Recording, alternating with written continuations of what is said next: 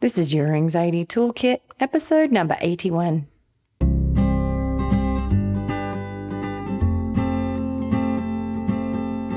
Welcome to Your Anxiety Toolkit. I'm your host, Kimberly Quinlan. This podcast is fueled by three main goals. The first goal is to provide you with some extra tools to help you manage your anxiety. Second goal, to inspire you. Anxiety doesn't get to decide how you live your life. And number three, and I leave the best for last, is to provide you with one big, fat virtual hug. Because experiencing anxiety ain't easy. If that sounds good to you, let's go.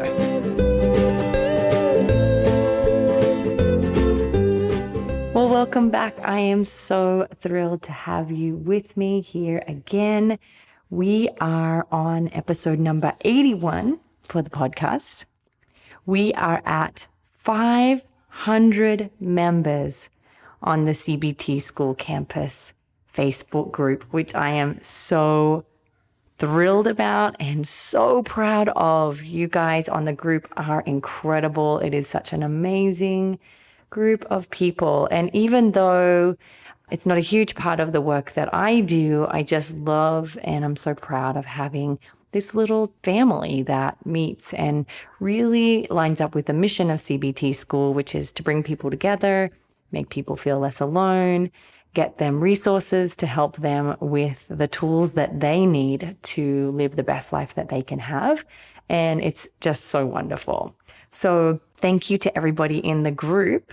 I'm going to use that as a segue right into the I Did a Hard Thing segment. And today we are featuring the hard thing done by Taylan. And they said, I have contamination and cleaning OCD and a bunch of others. I'm scared of contaminating my house. I can't go to hospitals, but this week my mother fell and broke her wrist and had to have an operation. Now she is at home and I am looking after her. I was running away from hospitals and now the hospital came to my house. This is nothing I can do except to see my anxiety, to see it rise and fall. And I just love this story so much because I think that's kind of how it works out, right? When we avoid things, eventually the fear is going to find us and sort of make us do the thing we're most afraid of, which I know is really, really scary and probably your worst nightmare. But the beauty here is to see that when we face our fear, when we stare it in the face, when we do the hard thing, it actually does get easier. And then it sounds like for Taylan, facing the fear is actually making them stare their fear so much that they're using these amazing mindfulness tools like riding the wave of anxiety. So good. Obviously, they're doing the behaviors that line up with their values. Otherwise, they would have found a way to not have the family member come to the house. But then again, that just shows you how values always win as well. So thank you, Taylan. I'm so grateful that you wrote in and told me about your amazing hard things. But there are so many people in the group who are sharing. I just love it. I find it so inspiring. Okay, so before we get into this week's episode, which you're going to love, I want to share a little secret with you. Here it is. It's a sort of a secret, but some of you might be in the loop already, but ERP is coming back. It will be re-released in the end of January. And so you guys, if you're interested and you didn't get to access ERP School the first round, which was last year, you will get to access it now, which basically means that you will have access to the almost 5-hour course. We outline ERP, how to do it, when to do it, why you would do it, the science behind it. We have specific modules for different types of OCD and different types of anxiety disorders that, panic, social anxiety, health anxiety. So we've got special modules for that. We also have a huge troubleshooting section at the end, which is like troubleshooting struggles that most people commonly have. So that is there for you guys. It will be here at the end of January. I am so excited to share it again. We had amazing, amazing feedback from the first round. And I will do some tweaks. I'm going to improve a couple of things that needed to be improved, and then it's going to be out. So if you would like, check on the links of this show. It'll take you to the sign up page, which will basically put you on a wait list and on a mailing list so that you're the first to know. And it will be available to buy and purchase for 2 weeks, just like last time. But once you have access, you'll have lifetime access to the information. So, and you'll get the upgrades too. So once you've taken the course, and anytime I upgrade it, you'll get the upgrades. All right. So let's just get to the show, shall we? Okay. So this is super exciting for me. I'm not going to lie. I was cruising on social media, as I like to do, and I found an article about a very cool human being, and her name is MrDak. And she was talking about her experience with obsessive compulsive disorder. And the cool thing about this is that Jemma is actually really well known as a Australian fashion and lifestyle blogger. And she's now starting to really talk about her own struggles with mental illness. And she's really advocating and sharing it, crushing stigma, which is what we want to do. And I am just so thrilled because as soon as I saw that article, I was like, oh my goodness, I have to get her on. She's just so great. Shares some amazing pieces of advice and wisdom and inspiration. And I think you guys would just like to hear her journey of how she shared and how she got through it. She had really, really good cognitive behavioral therapy. She is a sort of a graduate of CBT, and I can tell that she learns and picks up some great tools. So that really made me happy because you guys know that I am a cognitive behavioral therapy nerd. And so I was really thrilled to interview someone who has used the tools, gone through the therapy. She has some amazing information and experiences to share of what it was like to start therapy, how she found it, what it's like in Australia, and the steps you would take if you lived in Australia, because it's different in each country. And so I'm so thrilled to share this with you. I'm just going to go straight over to the show because I know that's why you're here. And so again, thank you guys for being here. I really value your time, and I hope that in 2019 we can really check some things off our list and really move towards self-care and self-compassion and recovery from whatever it is that you're working through. So let's do it together. I'm so happy to be doing this with you. Thank you so much for being with us, Jemma. Thank you so much for having me. It's fantastic to be part of this podcast. Yeah, thank you. So basically, start wherever you're wanting to start. Tell us a little bit about your journey with mental illness.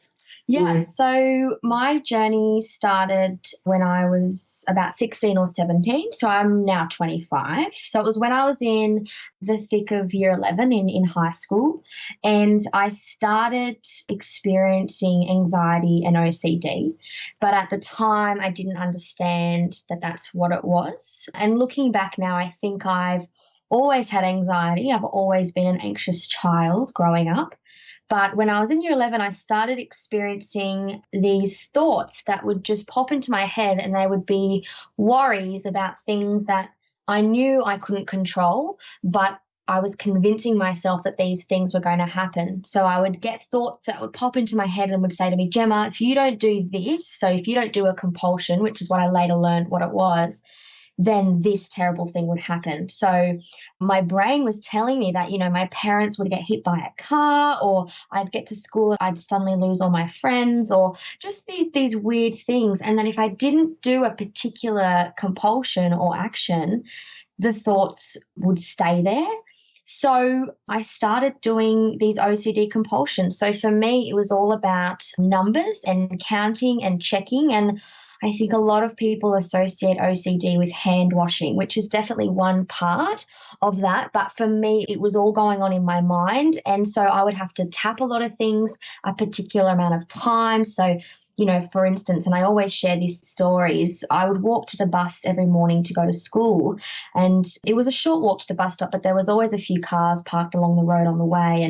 And if I was having a particularly bad morning in terms of the thoughts, my brain would say, Gemma, you have to touch the car door 20 times with your left hand and 20 times with your right hand. And if I didn't do it right, or if I counted incorrectly, I'd have to do it all over again. And I would have to do that with every car that I passed on the way to the bus stop. And some mornings I did it and I did it well and I got to the bus and I got there on time and got to school. And other times I would have to do it all over again. I wouldn't be happy with how I did it, or I would count it wrong, or I would miss a few numbers, and I'd miss the bus because I was so consumed with having to get this compulsion done. For me, as long as I did it, I felt better. I wasn't worried that I was running late to school or missing the bus or anything like that. I was more concerned with the fact that if I didn't do this compulsion, this terrible, terrible thing would happen. So, and that's just one example of the sorts of things that I had to do. I had to do a lot of rituals at night before I went to sleep. I'd have to remove myself from social situations to go and, tap things or count things or process things in my mind. So it became a very isolating experience because I was having to withdraw myself from social situations and from friendship groups and my family, and because I was just so consumed with what was going on in my head. So this was happening when I was in year 11, and in Australia, you go through tests in year 11 and 12 that help you get a score to go to university. So it was a really, really stressful time, as it was at school with exams and things like that. So having anxiety and OCD onto that was just a really, really hard mix, as well as being, a teenager. You're having to go through, friendship issues and, boy problems and things like that. So I was a hot mess at that time. I'm really thankful.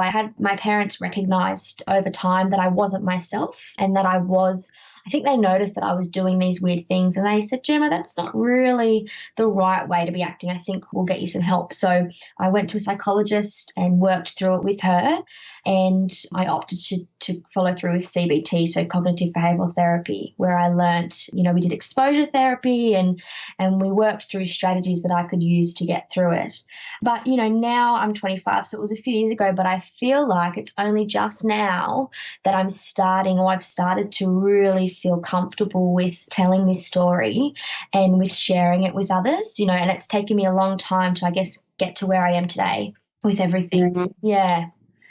So were you doing this checking and tapping on the sly when nobody knew? Were you able to hide it, or was it thing that, people were noticing you doing it? Oh, I was definitely hiding it. I think where people with OCD, deep down, they know that it's not the right way to be acting, but their brain is just telling them that they have to do these things. So they know they have to do it. So they get really good at hiding it because it's embarrassing. Whilst it's, it's something you feel you have to do, at the end of the day, it's really embarrassing. And so you don't want anyone to see. And and also at the same time, back then, mental health wasn't widely spoken about as it is today. And so people, I just wouldn't understand. I don't think my friends, God bless them, wouldn't have understood what I was going through if I was to do those things in public. So I felt really, really alone. So, yeah, no one knew the extent to what I was doing to get rid of those thoughts in my head. Right. So how did you explain being late for school? Like, I think people that I've experienced, have to come up with a reason. So what story did you come up with?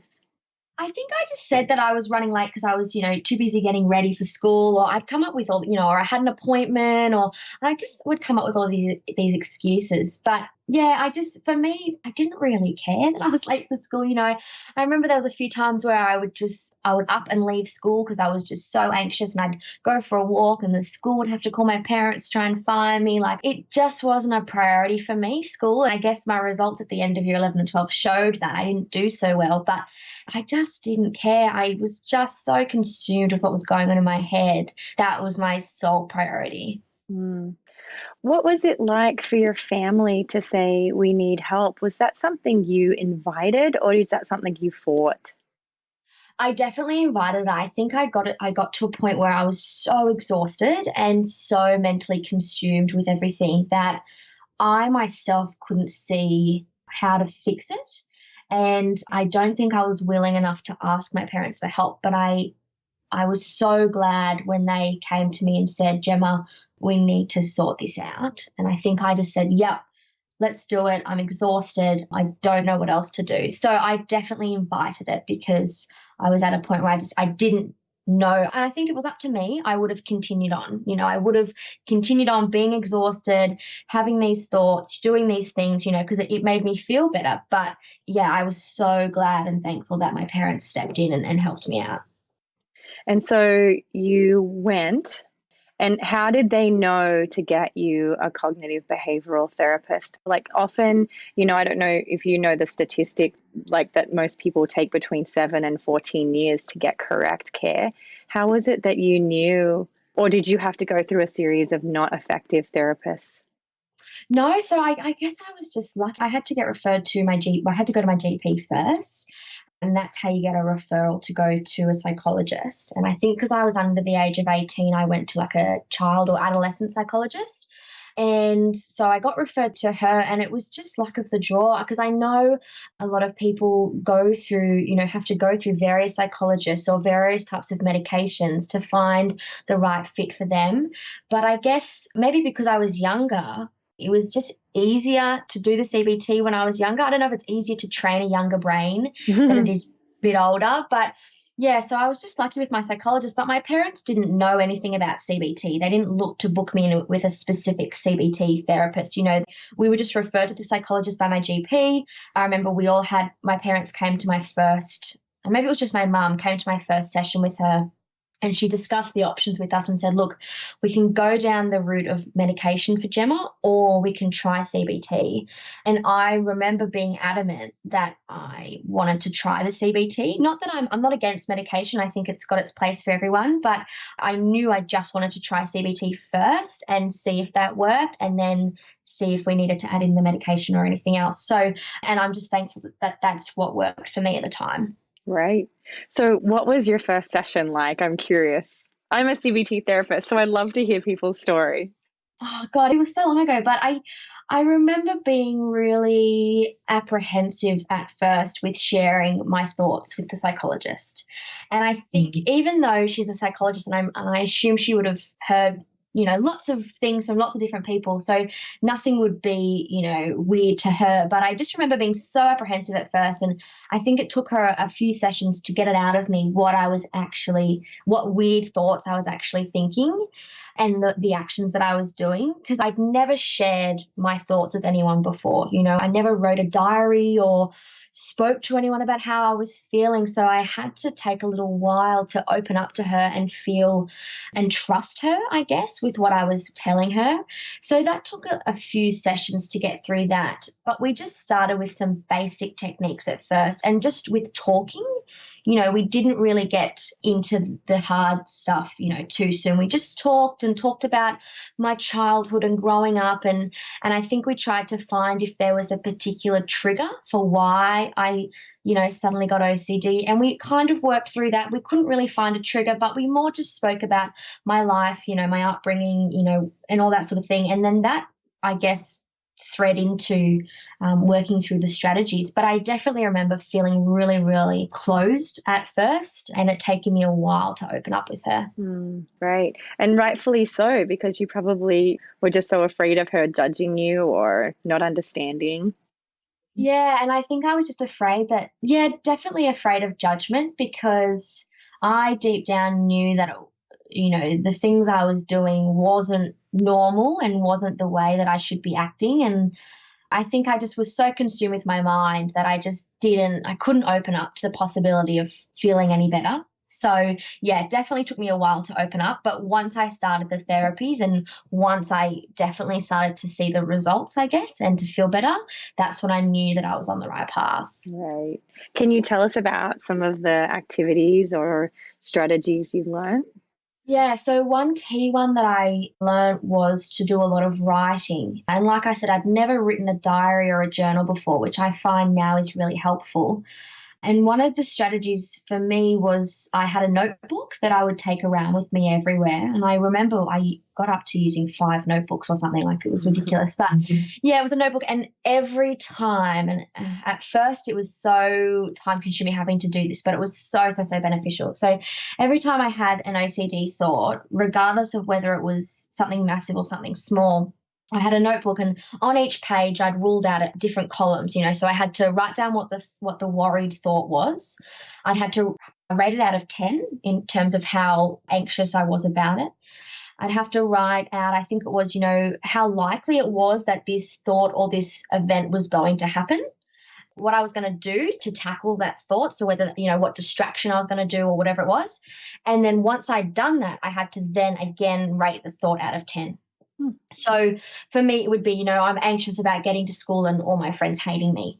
At the time, the thought would be, a 9 out of 10. That was one of my main worries, And then I'd have to write, well, that's, realistically, it's not very likely that would happen. I've had these friends for years. We haven't had a fight. There's no reason why I would get to school and they would suddenly hate me. And then I would write down what am I going to do to kind of tackle this thought. So for me, that would be, doing a lot of deep breathing. So counting in for 10, out for 10, or in for 5, out for 5, and counting down. Or it would be, going for a walk or doing 5 minutes of meditation or mindfulness. The psychologist gave me a whole USB of mindfulness. I guess, I don't know if they're podcasts or whatever they are, tracks that I would listen to every day. And then after that, I would rate the worry out of 10 again. And for me, it would always be, below a 5 or, a 2 out of 10 or something. So that was a key strategy that I did for a long time. And I definitely remember that helping me a lot. I did a lot of worksheets. Back then, everything was printed out on paper, it wasn't so digital.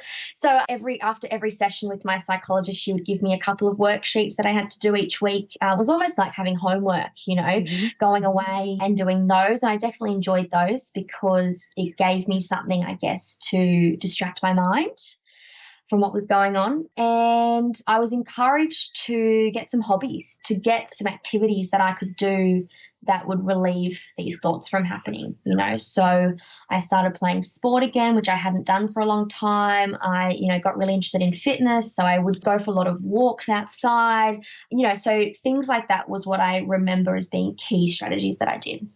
So you disengaged from the compulsions and instead engaged with your life, like what you wanted, Yes. what you valued. Absolutely, because I think when you've got OCD or any sort of mental illness, you're so consumed with what's going on in your mind that you lose touch with everything that's going on in your life, in your present. You're not present in every day. You might be physically there, but you're not listening to what someone's saying. You're not actually engaging in conversation. So part of it is switching that mindset and taking, your focus away from your mind and into everyday life and what's going on in front of you. Right, which is so important. Yeah, absolutely. Right. And so everybody's different, right? But for you, was it something you picked up really fast, or were there some roadblocks that you had personally with that process? Yeah, there were definitely roadblocks. I don't think anyone's perfect. I think when you're trying to train your brain to change its mindset when it's been like this for such a long time, like I said, I feel like I had anxiety as a child, and so it took me a long time. And like I said, I'm 25 now. It's only just in the last couple of years that I've really, really nutted out what works best for me and how to really tackle this. But I remember roadblocks for me would be if I was to go away on holidays and have time off seeing my psychologist. And if I was to go on holidays and I would just think, well, I'm on holidays, I don't need to do my notebook writing, or I don't need to do my mindfulness. It's fine. I'm on holidays. I won't have these thoughts. I thought I was invincible. And I'd always end up feeling shit when I was on holidays because I wasn't doing the things that I knew made me feel better. So then I'd get back to my psychologist and she would say, we're going to have to go back a few sessions because you've backtracked a little bit, because you haven't been doing these things over and over. it's like, when you're learning something new, you don't just do it a couple of times and then you stop. You practice it over and over and over, and you integrate it into your everyday life. And so, yeah, definitely those roadblocks would pop up for me whenever I went on holidays, or if I thought, you know what, I'm feeling better today, I'm not going to do this. I'm not going to write in my notebook. I'm not, I haven't had a worried thought. And then the next day I would feel horrible. So yeah, those were definitely roadblocks for me, was when I thought that I was starting to feel better, which I was, but it meant that I didn't have to do my strategies anymore. So I've definitely learned that I need to continue to do them regardless of whether I'm having a good day or a bad day. Right. It's like your brain still goes on holiday with you, doesn't it? Yeah, that's right. That's right. And it doesn't mean that, if you go on holiday, you're going to completely forget those thoughts. There might be other worries that pop up while you're away, so it's so important to continue those strategies, because you just never know when it's going to pop up. Right. Are there certain things that still, for you now, like, are there things that still trigger you back into those types of thoughts and behaviors? I guess not specific things, but I definitely notice that when I'm feeling stressed, so if I've got a lot of work on, or if I'm having a particularly stressful time, in other aspects of life, I definitely can find myself falling into that negative mindset. But I think I recognize that now, and I recognize when I'm starting to feel like that. And that's when I know, okay, yep, I need to go and do this. I need to go for a walk, or I need to get out in nature, or I need to write down how I'm feeling, or, so I'm definitely so much more self-aware of how I'm feeling now. But yeah, I don't think I'm ever going to not be anxious or not have OCD tendencies. I think that's something I'm always going to have, but I'm definitely so much more aware of it now. I'm aware of what sort of things might trigger me. So that's stress or neglecting my self-care. So for me, I call these my non-negotiables. So these are things that I have to do every day that make me feel better. So for me, that's exercising every morning, whether that's going to the gym, going for a walk with the dog. I have to do some sort of exercise every morning, and that sets me up for a really good day ahead. And of course, there's days where I can't do it if I'm busy or if I'm away or something like that. But, and other things for me, doing some light stretching in the morning as well, practicing some mindfulness. So whether that's, carving out 5 minutes in the morning or in the afternoon or the evening, and writing in my gratitude journal each day is something that I always do, even if it's a bad day and I'm grateful for, having a bed or something basic like that, and then other days I'm grateful for, I write essays about what I'm grateful for. But and it's interesting looking back and rereading what you've written. But yeah, so those are the sorts of things I do every day now that help me to continue to feel better. It's so great that you've taken it as a real lifestyle. Absolutely. Well, I just think your brain is always going to be part of you. Like, I guess people they're happy to take some medication if they have a cold or the flu, or, if they notice something abnormal about their body, they'll go to the doctor and they'll check it out and they'll get it sorted straight away. But with your mind, I think people just either they don't know how to manage it or they just think it's too hard. I just think it's so important to look after it. You just never know, if you're ever going to experience anxiety or OCD. I certainly never thought that I would ever go through this experience. And I've spoken to friends who have been through similar things and they were fine when they were kids. It's something that can just come out of nowhere. And I think everyone should be aware of trigger signs and aware of what makes them feel good, what makes them doesn't. Yeah, I just think it's so important. Right. What would you tell the 17-year-old girl now if you could have a conversation with her? That's a great question. I think I would tell her, this too shall pass. Like, this will all be okay. Anxious thoughts, they come and they go. They come, they do their thing, they're horrible, but they always go away. They'll always disappear. And I think my 17-year-old self was just so consumed with what was going on at that time. I never really looked towards the future. I was just so consumed with what was happening at that very moment. So I think if I could talk to myself now, I would say, look at the bigger picture. Look and realize that this is not going to last forever. You've got the right help. There are the resources out there. You're strong enough to deal with this. This won't be part of you forever. This horrible experience won't be part of you forever, and you'll get through this like you always do, So I think I would just tell myself, to stay strong, know that it'll pass. because anxious thoughts always pass. They always pass. Yeah. Such a mindful way to look at things. Yeah. And so what has been the most surprising thing? So you've gone through this process and it sounds like you've come out on the other side, which is wonderful. What surprised you about this process? I guess my strength has definitely surprised me, and my ability to pick up the techniques fairly quickly. And I guess what surprised me is that it's changed my lifestyle. It's changed the way I think about everything. And it's also changed my relationships with my friends and my family in a good way. I think me going through this experience, I think there's always something you can learn from a bad experience, and whilst at the time it's really tough to go through, there's always something you learn and take from it into the future. So I think what surprised me most about experiencing this is that I've been able to help others, and not necessarily people that I don't know, more so my really close friends and my family who have also gone through similar experiences. So anxiety and depression is definitely something that's in my family. It's part of my genetics. So I've definitely been able to help some close family members who have gone through similar experiences. And that's really been something that's made me feel good, and knowing that I went through this horrible experience, but it was because I could help others in the future, So yeah, that's definitely something that surprised me from this, because I think when I was going through this, in the thick of it when I was 16, but then, when I was around early 20s, I was feeling a lot better, but I never spoke about it. I never told my friends, and I only told my friends about this maybe a year or so ago, so they still had no idea.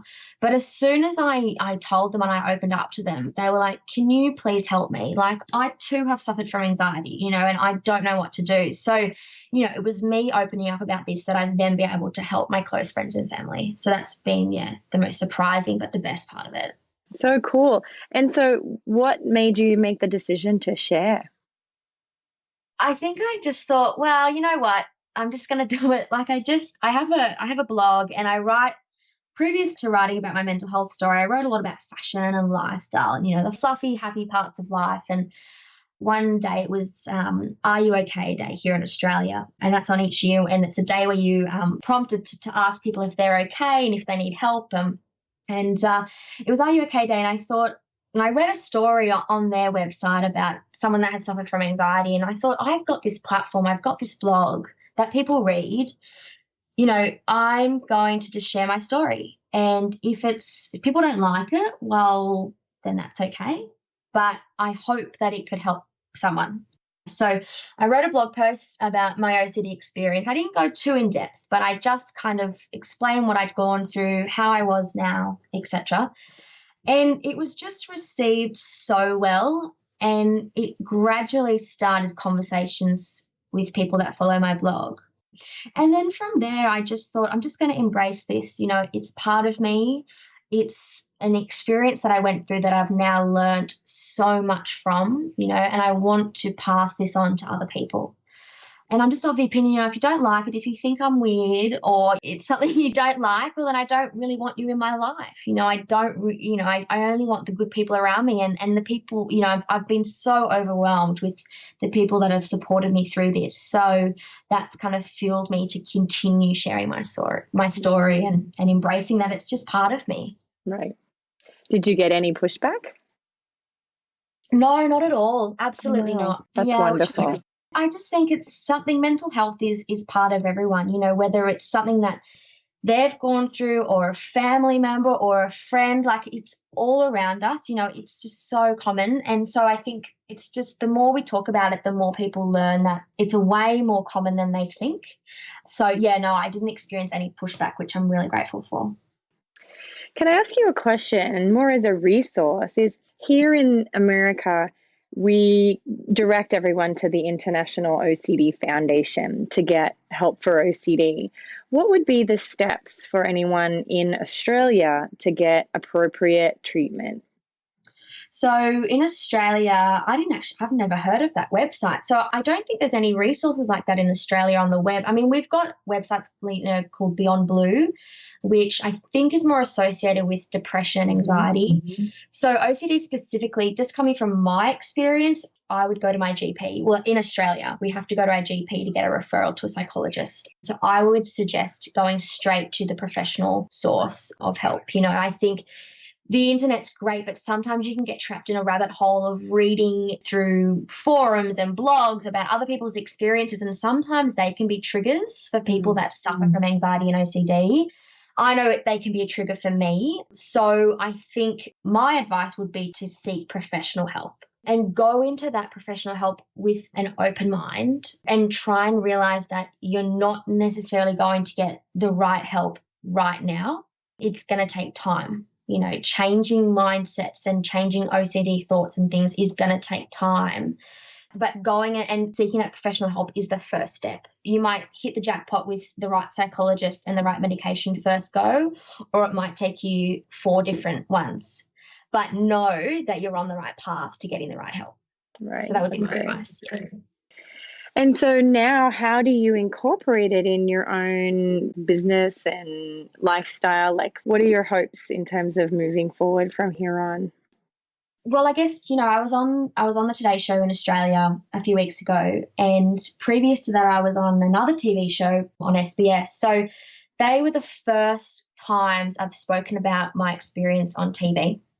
And the Today Show was on live TV, so that was a whole nother experience. And I was really, really apprehensive about doing those things at first because it's so different to just writing a blog post on a blog. You're hidden behind a computer, you're writing words. I can express my feelings a lot better when I write, as most people can. So being on TV is a whole nother ballgame. But when I was on the Today Show, I felt like there was so much more that I could do in this space through public speaking. So I would like to hope, and I would like to think that in the future I'll do a lot more public speaking about this issue and about what I went through, particularly to a younger audience. So, particularly girls in high school, year 10, 11 and 12, who are going through a stressful time as it is and maybe experiencing anxiety or OCD. So, yeah, I would like to hopefully get more into the public speaking space, but also continue to use my blog and my online platform to continue talking about this. Because I think some, influencers out there might write, a brief post or, I'm experiencing anxiety, and that's all they'll say about it. They'll write one post and that's it. But I want to be known for continuing to talk about this issue and advocating that it's okay to have anxiety. It's okay to have OCD. It's okay to feel this way, but know that you're not alone and that there is help out there. So yeah, I would hope that I would continue to do that. So exciting. How do you handle social media, given that social media can be a trigger for some people's obsessions?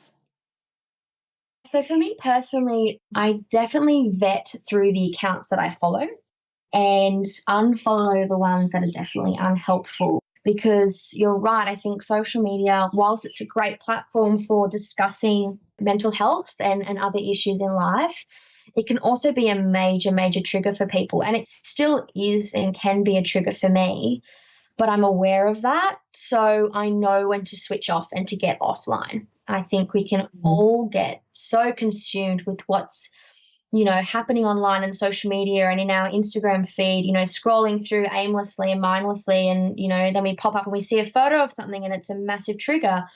I just think it's so important to take time offline. It's okay to use social media. It's a great platform, but we shouldn't be using it all the time. We need to put the phone down, get it out. I'm such a big advocate for getting outside and getting in nature, going for a walk around the block. If you're feeling stressed, if you're feeling like you're triggered by something online, get outside and go for a walk. Or just get in the backyard or sit out on the back deck or whatever it may be. Put your phone down and get offline, because it can be so easy to be consumed with what's going on social media. But yeah, I definitely filter through the accounts that I follow, and I am very conscious of fostering beneficial relationships offline with friends and family, because at the end of the day, the true relationships we have in life, because one day Instagram will be no more, or there'll be some other social media platform. So Instagram isn't everything. And what's happening on that life, we have to remember, is, well, most people only post the good parts of their life. It's an edited platform of imagery that people are editing, and they're choosing what they put up, So we have to remember that. What we see on Instagram isn't necessarily what's happening in real life as well. So we've just got to be a lot more aware of that. I love when, how you see all the before and after pictures of people who are on a diet, but I love when people post like the good photo where they're all beautiful, but they also have the next to it, like them having a panic attack or something. I always really appreciate that. Yeah, me too. And it's great to see that. I think a lot of people are starting to embrace, the bad sides of themselves. There are influencers now that will put up, the great edited fashion, street style shot of them. And then the next image will be the one that didn't make the cut. It's the one where they're pulling a face, or they don't like the way they look. So I love that people are embracing that now. And I think that's a great shift in the right direction as well. Right. I agree. So what question haven't I asked that you wish that I had? Is there something that's a part of your mission or purpose that you would like to be addressing? I think for me, for more specifically with OCD, part of what I want to do is remove that stigma that's associated specifically with OCD, where people think it's just about wanting a picture frame straight or forgetting to turn the straightener off. I think most people don't actually understand how exhausting OCD is. And it's so much more than being neat and tidy, and I think what I'm sick of seeing at the moment is people that are like, oh, I'm so OCD, I want this desk neat and tidy. Or, this isn't straight. It's like, you're not OCD. Like, you have no idea how exhausting and so consuming it is, and how much it takes you away from doing the things you would be doing in life, and so that's what I certainly want to start talking a lot more about, is the term, I have OCD, is thrown around so much. And for someone that's gone through OCD and and has had a really, really hard time, it can be it's just rude. Like, it's disrespectful, because they don't actually know what you went through, and they're saying, oh, I've got OCD, but they really haven't. They're just a perfectionist, or they like things neat and tidy. Most people do. You don't have OCD. So that's what I want to start talking about a lot more, is that OCD is not wanting things neat and tidy. It's when it stops you from doing the things you would do in life. It stopped me from getting to school on time. It stopped me from having friends. It stopped me from doing social things. It stopped me from so many things. So yeah, that's certainly what I want to start advocating, is that OCD is so much more than wanting things straight or tidy, or, forgetting to turn the straightener off, or whatever it is, Right. There's so much more to it. Right. We don't say, oh, I'm so depression about that, do we? Or I'm so eating disorder after the holidays, right? No, we don't. And I think I just find it so disrespectful, and even more so when people know my story and know what I've gone through, and they still throw that term around.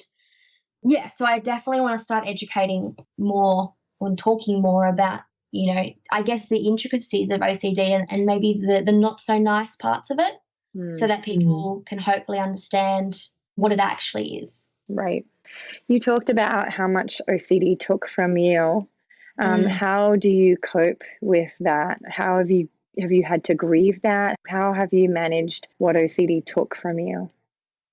I haven't had to grieve it. I think I didn't lose friendships over it.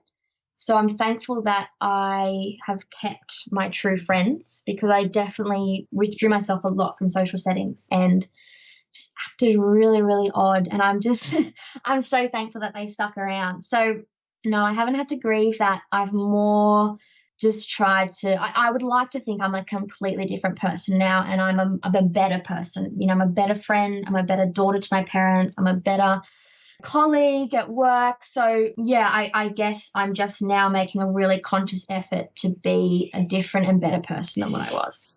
Right. It's beautiful. I'm so grateful to have you share that, because I think, sometimes when we have lost a lot, it's hard to feel like there's a way out, right? Yeah, absolutely. Yeah. I know for sure how that feels. So, but Right. just know that, there is a way out. There is a positive path that you can go on to fix how you're feeling. There's never a reason why you should continue to feel this way. There's always going to be help out there. Oh, I'm so grateful to have you on and have you share your story. Thank you for having me. It's been an absolute pleasure. Where can people find out more about you and hear, amazing words?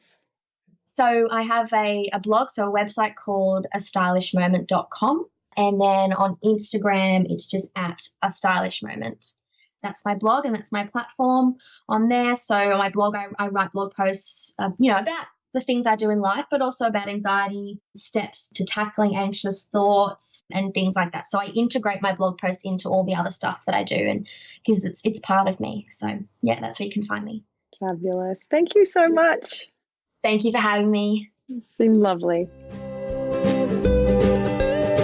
Please note that this podcast or any other resources from cbtschool.com should not replace professional mental health care. If you feel you would benefit, please reach out to a provider in your area. Have a wonderful day, and thank you for supporting cbtschool.com.